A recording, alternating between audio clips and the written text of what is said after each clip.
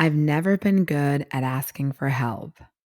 Solving problems on my own has always seemed like the way to go, but at what cost?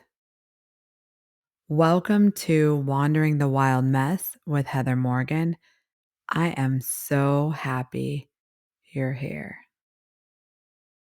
In this episode, I want to talk about being vulnerable, something that I'm truly not all around great at. When I think back, as long as I can remember, I have tried to figure it out on my own. Not without questions, but in general, I wanted to figure it out myself. Not necessarily always because I had to, but more so because I thought that was a strength. If I didn't have to bother others and I could figure it out on my own and by myself, I think I thought I won. And to be honest, I haven't unpacked all the reasons I believe that yet, or I believed it, but I do know it to be true for me. And as much as I only seem to know how to be this way, I'm trying my hardest in this new self discovery and journey that I'm on to be more vulnerable, to be in a place where I allow myself to ask for help, or even more so, being accepting of help. I think as soon as someone says, "Do you want me to help you with that?" My immediate response is, "Oh my god, that I'm a burden to that person." And I know a lot of times if you've been in therapy or you've talked to people that are reading books and learning, they go, "What in your childhood made you feel like that?"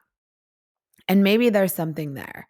But at the highest surface level, not digging so deep, I didn't grow up feeling like my parents just said, "Figure it out yourself." I feel like if I would have asked them for help, they would have, because I remember countless times of needing my parents to do things for me, and they showed up every time. So I'm not really sure if that's just the oldest child or where that really stemmed from, where I just don't know why asking for help just seemed like a weakness for me. And I know that like feeling like it's a burden to need something from someone has probably likely slowed down my progress in life. 'Cause I think being open and being accepting of help only gets you closer to where you need to be. It's really a team, right? And I'm not saying no one's ever helped me. I'm just saying I don't think I'm great at reaching out for help. And it's really hard to admit that not only can I not be vulnerable enough to say, "Hey, can you help me with this?" But also that it's probably held me back and so it's a disadvantage to my own self by being this stubborn. And I've thought a lot about what's the worst that can happen, and I'm saying all of this because I'm hoping that I'm not the only one here that just finds it so challenging to be vulnerable in a space where you need help. And it doesn't mean like it doesn't have to be like a big help. It could literally be like, I don't know, like example, when I moved to my house in Tennessee, living here alone, I didn't have any furniture. I had to pretty much build everything that I purchased. And for me to like just randomly ask people that I knew, which were not many, to like come help me build something just seemed like, why would you ask someone to go out of their way to come do that for you? And it's crazy to me because I have now met so many more people in my life, and I do know people that where asking for help is just a matter of the way they were. And I think about it even with my ex-husband, how much easier it was for him to ask help in things like that. Like, "Hey, we're putting this together, can you help?" And I don't know why that's kind of been a blocker for me. I really have not been able to understand it, but I've been thinking about it a lot lately as I've been working to grow and understand where I'm at and where I'm going, and realizing that especially being here alone and building friendships with people, I genuinely have to build a connection. I think you have to be more vulnerable about what you need from people. And you have to allow yourself to hear no from people that you're hoping to hear yes from. Like, if they can't help you, like, literally, what's the worst that can happen? They say no, they don't follow through with helping me. Well, what? Like, that's it? Like, I didn't even have the help before. So if they don't help me, I don't know if it's the fear of disappointment, it's the fear of them not showing up. It's been a lot for me to unpack lately, but I know that someone's inability to help me is not necessarily the end of the world. It's kind of goes back to what I try to remind myself all of the time as I'm venturing through thoughts of like all of the things that come along with entrepreneurship and building anything is if you never ask, the answer is always no. If you never ask, the answer is always no. And that seems like such a clear truth, but such a hard thing to just do.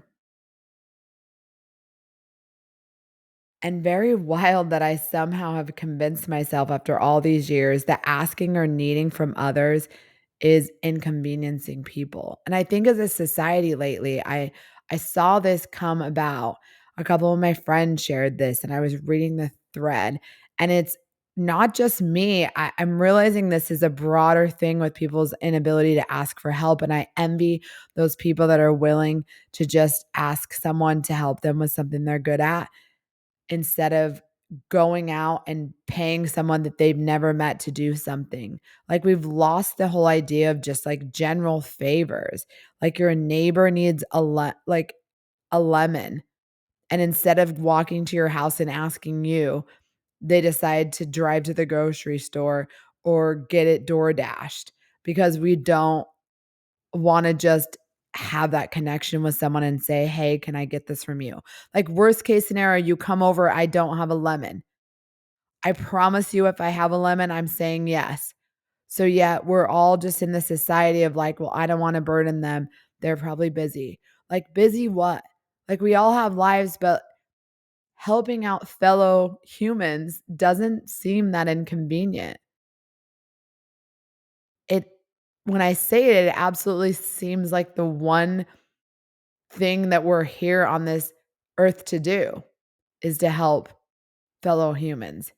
Yet for some reason, we'd rather just pay a stranger than potentially inconvenience someone that could essentially just be needing someone to knock at their door and look at another human.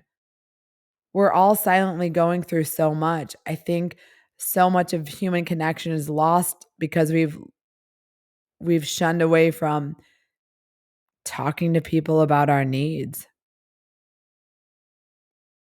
So I kind of want to share a story along this line, and this is maybe part of why it's hard for me to be vulnerable.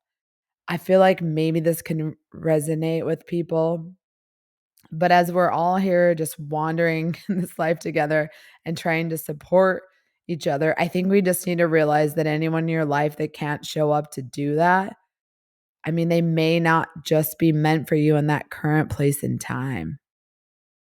Maybe later, maybe not. Who really knows?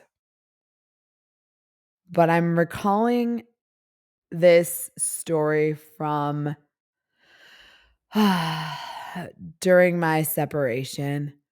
And I bring this back because and I talk about this, and even if you haven't been divorced or been through I mean, most people have been through probably a heartbreaking breakup, but it's just such a transformative time in our lives where there's just so many new emotions oftentimes, and especially, like, for me, this is my first divorce, the person I'd been with for so long.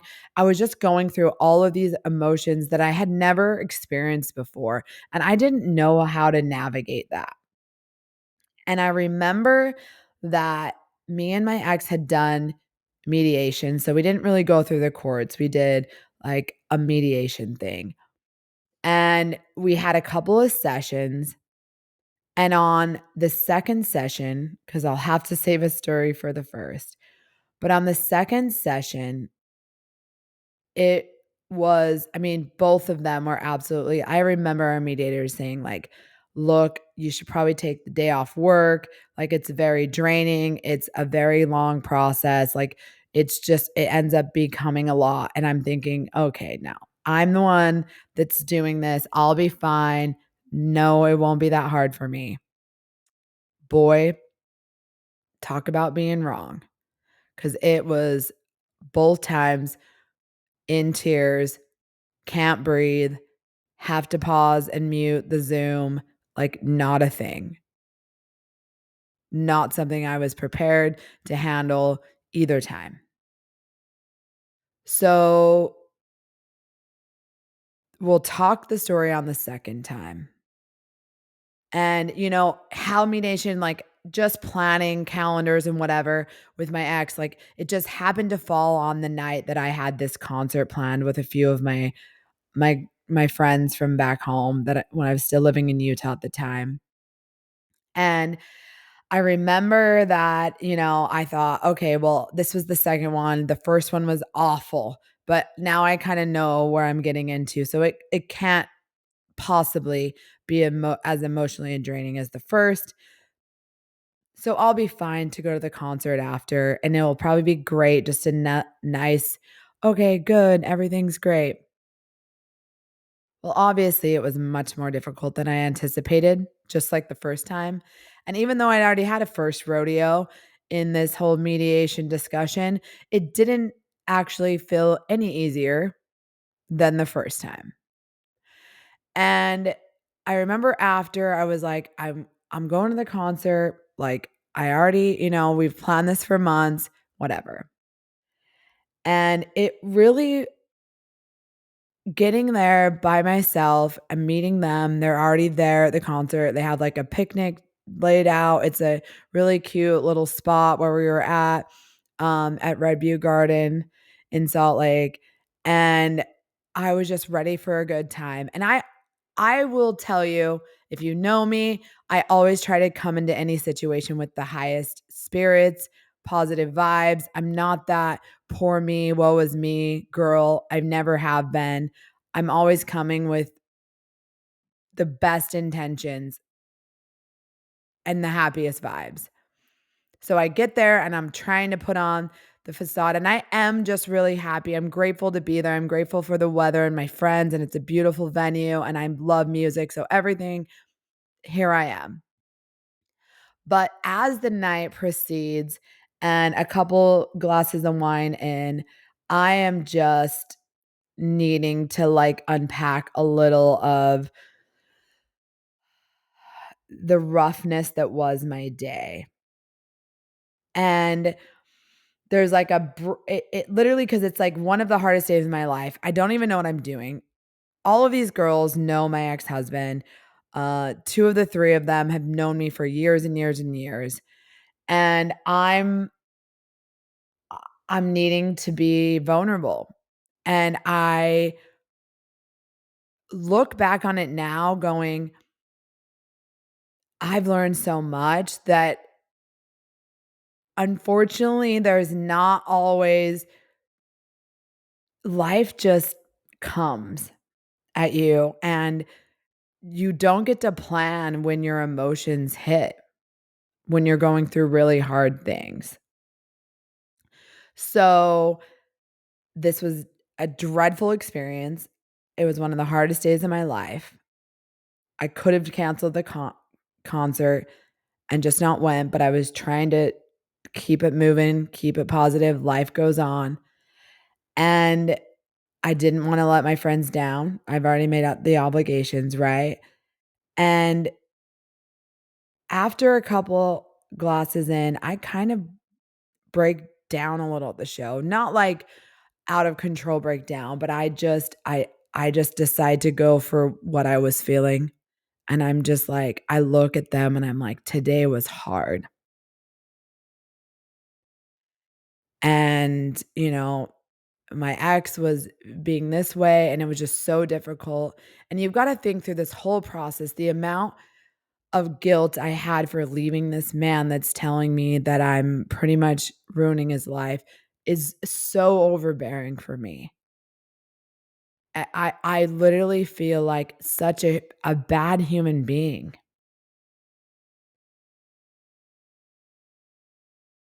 And I probably just needed someone to tell me, like, I don't know what I needed,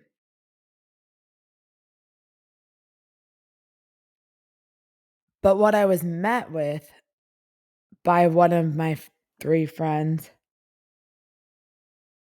was that, "Hey, you know what? I have had a rough week too, and I need a fun night, so I don't really have the capacity for this."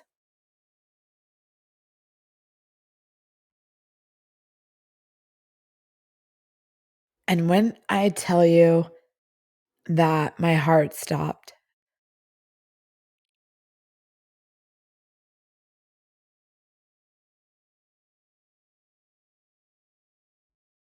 it did,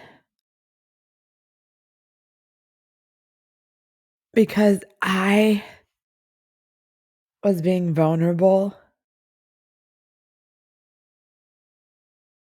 and I guess there's a place and time for that. But I was learning through this process that unfortunately, sometimes there's not a rule around it. Sometimes life just overwhelms you in a moment that's inconvenient for other people. And as much as that woman had every right to not have the capacity to deal with the hard things or listen to the hard things that were going on in my life, I realized that that couldn't be the right friendship for me at that time. So it was such an awakening that sometimes when you're vulnerable with the challenges that you go through in life, not everyone has the capacity to show up for you the way that you need them to. And that is a very hard thing when you're going through transformation because you're already losing. In my head, I'm losing, my best friend, the person that's been next by my side for so long. And I'm trying to lean on these other people that have also known me for so long, but they don't have the capacity to manage this conversation with me. And of course, I'm never going to force that on anyone. So I just closed up like a turtle in a shell. And I thought for a brief moment, I'm like, I'm kind of alone in this. Because as much as I have all these loving, caring people around me, now I finally expressed something and someone says I don't have the capacity for it. My whole mind just goes to who has the capacity to deal with my genuine emotions. Like no one wants that burden, Heather.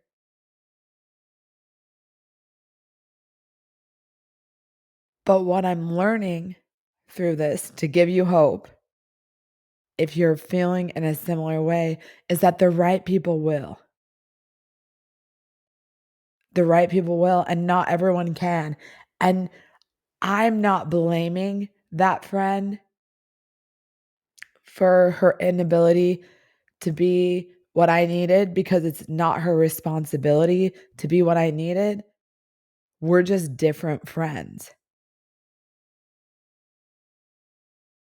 I want to be the friend that can give you that capacity, but not everyone wants to show up in the same ways we show up. And that has been my biggest challenge in life is that I've learned that as much as you can do things and be certain ways for people, and you would do this and you'd bend backwards and you'd listen and you'd be there, that doesn't necessarily mean that everyone else is going to show up for you in that same way. And I think that's just a hard truth as we're navigating life and we're wandering this mess of a time is that we cannot expect people to think, feel, and do as we do. We have to understand and give grace to the truth of the matter that everyone is managing their own emotions and life and thoughts and expectations differently. But if someone is not making you feel better, then it's probably a place where you just have to separate in that. It's probably just not going to be the right fit for you and that other human at that moment. And that's like a hard truth because you're like, how? So something hard happens and now you can't be there for me. And there's this abandonment thought like, wait, all this time and now you're abandoning me when I'm at my lowest, when I'm hurt and I'm down and my whole life's turning upside down, you don't have the capacity for me. And that feels very personal and it feels very hard to understand. But at the end of the day, it's it's not really your problem, it's their truth. And you can't change their truth. So you have to just allow yourself to separate from that person or that situation and just find and surround yourself with the things and the people that make you feel seen and heard and understand and that have the capacity to support you.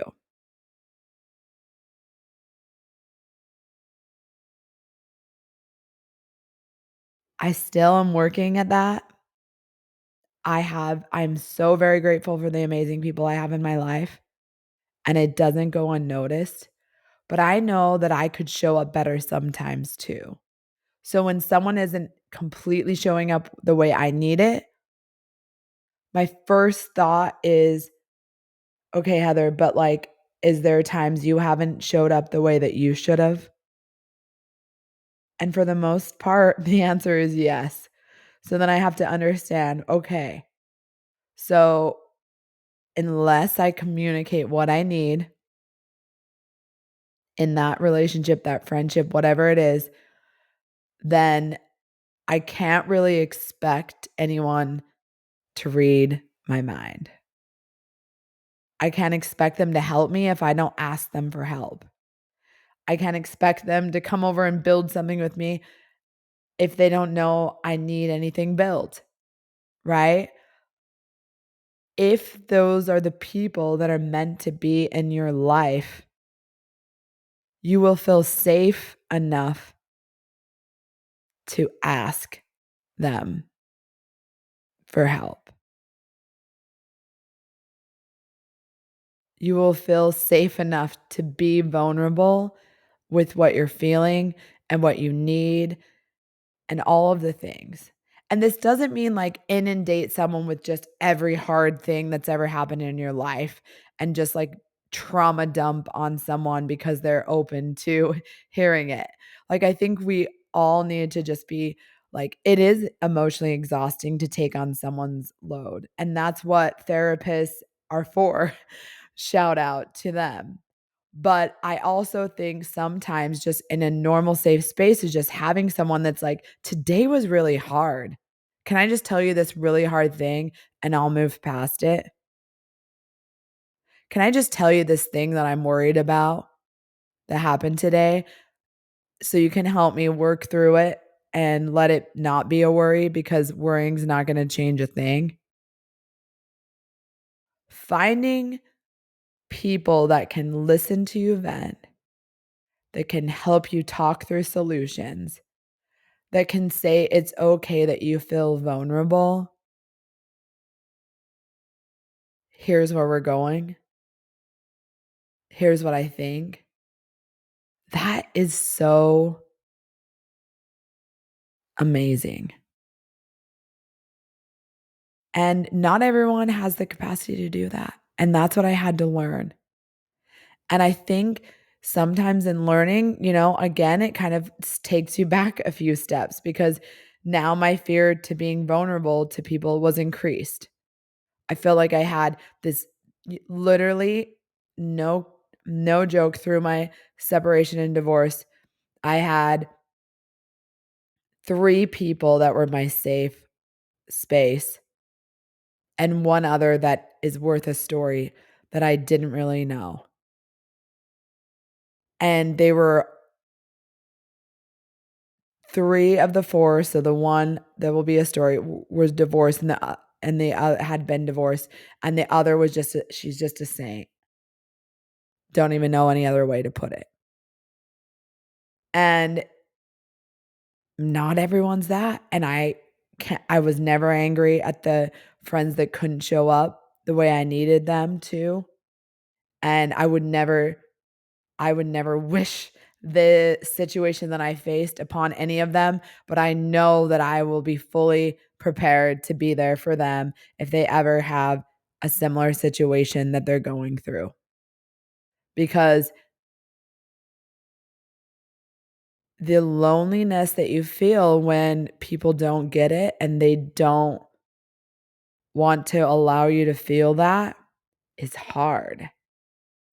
Because really your friends and the people that know you best and if and your family, like those are the only people. Like I couldn't bring that to work. I can't bring that to strangers at the grocery store. Like I'm not taking out my life on, you know.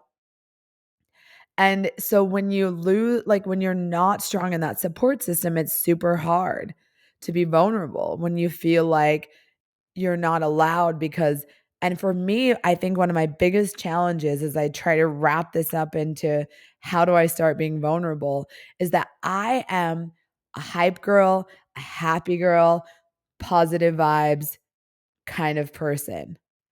And I show up with a smile and the happiest look on my face, and I truly am grateful, blessed, happy. I'm not complaining about my life at all. Is it perfect? Absolutely not. Would I change things? Absolutely. Would I change my life? No, because I know whatever path I'm on, it's only going to get better and I'm going to find all of the things that make my soul on fire and make me happy. But like any other human on this planet, we all struggle. And so as I'm wandering this wild mess trying to figure it out, I think the the biggest thing and where I'm kind of going with this is just that finding the space to be vulnerable when people expect you to show up as your happy, chipper, outgoing self all the time. So you're on and you're happy in that. So I think for some people, when you're that outwardly outgoing, happy, ready to roll person and you have a hard thing happen in your life, it's like I can't burden this with these to these people because they only know me as, "Oh my gosh, she's so happy, she's so positive all of the time." So, who is this girl now? Like this is not our friend. This is not who we This is not who we invited to the concert. We invited, like, fun, happy, meeting new people, happy Heather. We didn't invite, like, bringing your baggage to the concert Heather. And so sometimes I think when they say, and this is not like at all any kind of, but when they say like check on your happy friends, this is what they're talking about. Because if you're pegged the happy friend, then likely the happy friend isn't sharing the hard times because they've probably been told by someone that expected them to be happy all the time in their circle. Oh no, I don't have the capacity for that. Just play your role as the happy friend.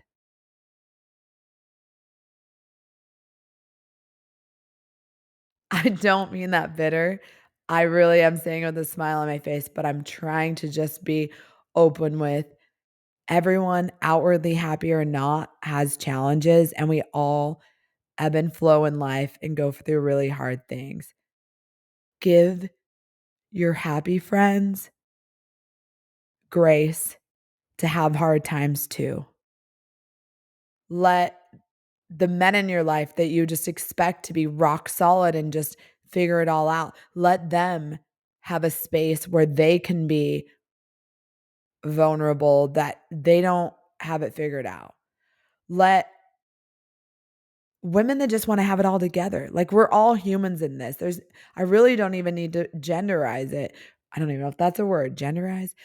But what I'm saying here is that the human connection of allowing people to feel their feelings, that's special. And I'm not saying stay in the dumps. Like, I'm never gonna be that person that's gonna be like, "Yeah, let them pour me." No. At some point, take accountability and make actions and change it. But you have to feel it for a minute.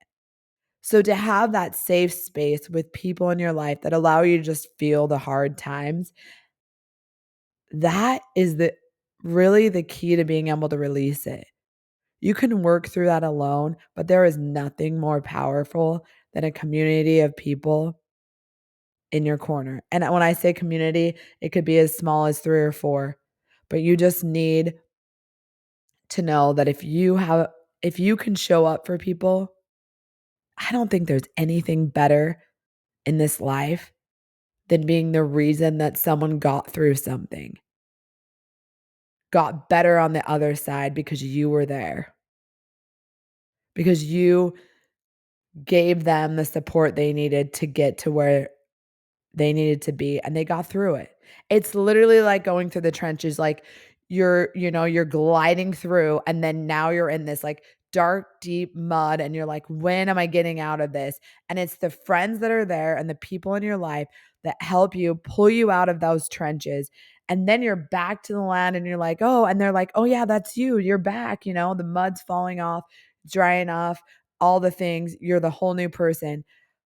The people that pulled you out of the mud, that were there when you couldn't barely swim, when everything was heavy, I think those are the MVPs of life. But being able to ask those people to help you is still hard. So just know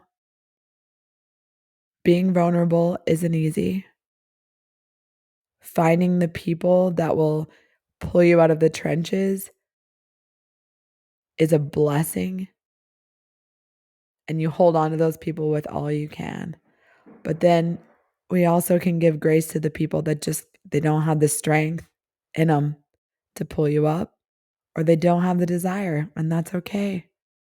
Not everyone's gonna show up the way that we think they should.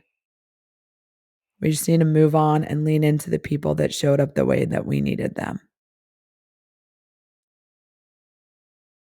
I'll end this with a lyric because, that's how I roll. Today it hit me. She is a little explosion of hope. The song She Burns. Amazing. What is it by uh Boy Vance, so in love with that song. I think that is my new motto. I hope to be the explosion of hope for you or for whoever needs it, because that's probably the most beautiful lyric I've heard in a minute, and I've heard that song a million times, but today it hit me. Thank you so much for listening to Wandering the Wild Mess with Heather Morgan. You matter.